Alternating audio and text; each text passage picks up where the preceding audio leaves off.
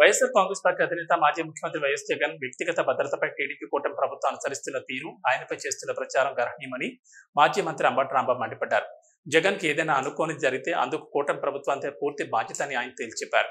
మాజీ సీఎం వైఎస్ఆర్సీపీ అధ్యక్షుడు వైఎస్ జగన్ వ్యక్తిగత భద్రతపై టీడీపీ కూటమి ప్రభుత్వం నిర్లక్ష్య ధోరణితో వ్యవహరించడమే కాకుండా మంత్రులు నారా లోకేష్, అనిత, అచ్చెన్నాయుడు చాలా వ్యంగ్యంగా మాట్లాడుతున్నారని అంబటి రాంబాబు ఆక్షేపించారు.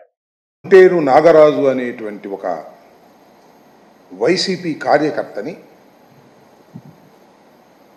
ఆటోలో వెళుతుంటే ఆటోని ఆపి వాళ్ళ బావమరిదిని, తల్లిని, చెల్లిని కొట్టి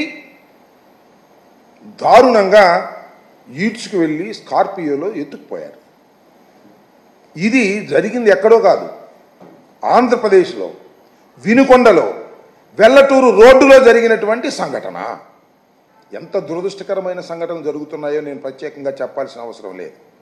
ఈ కూటమి ప్రభుత్వం వచ్చిన దగ్గర నుంచి కూడా అతి దారుణంగా లా అండ్ ఆర్డర్ ఫెయిల్ అవ్వటమే కాకుండా నడి రోడ్డు మీద హత్యలు జరుగుతూ ఉన్నాయి, నడి రోడ్డు మీద కిడ్నాపులు జరుగుతూ ఉన్నాయి. ఈ ఒంటేరు వీరయ్య అనే అతను వాస్తవానికి మాచర్ల నియోజకవర్గానికి చెందినటువంటి వ్యక్తి. పిన్నెల రామకృష్ణారెడ్డి గారి మీద మొన్న పెట్టినటువంటి కేసులో is also an accused. Bail మీద బయట ఉన్నాడు. భయపడి వినుకొండ వచ్చి వాళ్ళ బావమరిది దగ్గర తలదాచుకుంటూ కూరగాయల వ్యాపారం చేసుకుంటున్నాడు. ఆటోలో కూరగాయలు తీసుకొని వెల్లటూరు రోడ్లో వేరే చోటకు వెళుతున్నటువంటి సందర్భంలో తెలుగుదేశానికి చెందినటువంటి వ్యక్తులు, రౌడీలు దారుణంగా వచ్చి ఆటో ఆపి వాళ్ళ బావమరిదిని కొట్టి నరికి తల్లి చెల్లెలను పక్కకు నెట్టి ఇతన్ని తీసుకొని కిడ్నాప్ చేసుకొని వెళ్ళిపోవటం అనేదాన్ని మనం చూస్తే ఇవాళ రాష్ట్రంలో ఏం జరుగుతుందన్న, రాష్ట్రంలో అసలు లా అండ్ ఆర్డర్ ఉందా? హోమ్ డిపార్ట్మెంట్ పనిచేస్తుందా? పోలీస్ వ్యవస్థ పనిచేస్తుందా? నడి రోడ్డు మీద వినుకొండ లాంటి సమస్యాత్మకమైనటువంటి నియోజకవర్గం, మొన్ననే వినుకొండలో అతి దారుణంగా ఒక వ్యక్తిని నడి రోడ్డు మీద బహిరంగంగా నరికి చంపినటువంటి వినుకొండలో లా అండ్ ఆర్డర్ లేదే, ఎవరిని పడితే వాళ్ళని ఎత్తుకుపోతున్నారే. మరి నేను ఈ సందర్భంగా చెప్పదలుచుకొని ఎస్పీ గారితో కూడా మాట్లాడాం.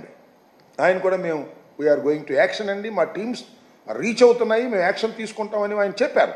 నేను అనేది ఏమిటంటే ఆ వ్యక్తికి, ఒంటేరు నాగరాజు అనేటువంటి వ్యక్తికి ఏ విధమైనటువంటి హాని జరిగినా దానికి బాధ్యత వహించవలసింది నారా చంద్రబాబు నాయుడు గారి ప్రభుత్వం. దీని మీద తక్షణం స్పందించాలి. అతన్ని ప్రాణహాని లేకోకుండా కాపాడవలసినటువంటి బాధ్యత ఉంటుంది.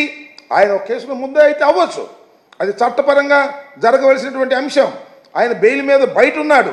భయపడి వచ్చి వినుకొండలో తలదాచుకుంటున్నటువంటి సందర్భంలో మాచర్ల నుంచి వచ్చి వినుకొండలో దౌర్జన్యం చేసి ఆయన నెంబర్ కూడా ఇచ్చారు, ఏదో దాని పేరేంటి, వెహికల్ నెంబర్ కూడా దానిలో ఉందని కూడా, అది ఒకసారి వెహికల్ నెంబర్ కూడా అది ఎంతవరకు కరెక్టో, మరి నెంబర్ ప్లేట్ మార్చారో నాకు తెలియదు కానీ, అడ్డం తప్పుకోయా మార్చారో నాకు తెలియదు కానీ దాని నెంబర్ కూడా ఈ సందర్భంగా నేను చెప్పదలుచుకున్నాను. AP 37 CU 9252 కారులో నాగరాజు కిడ్నాప్ చేసి తీసుకువెళ్ళారు. ఆ కిడ్నాప్ చేసినటువంటి ఉదంతాన్ని కూడా మీకు ఈ సందర్భంలో అక్కడ ఉన్నటువంటి అందుబాటులో ఉన్నటువంటి వారు దాన్ని వీడియో కూడా తీశారు. ఆ వీడియోను కూడా చూడండి, నడి రోడ్డు మీద ఏ విధంగా జరుగుతుందో.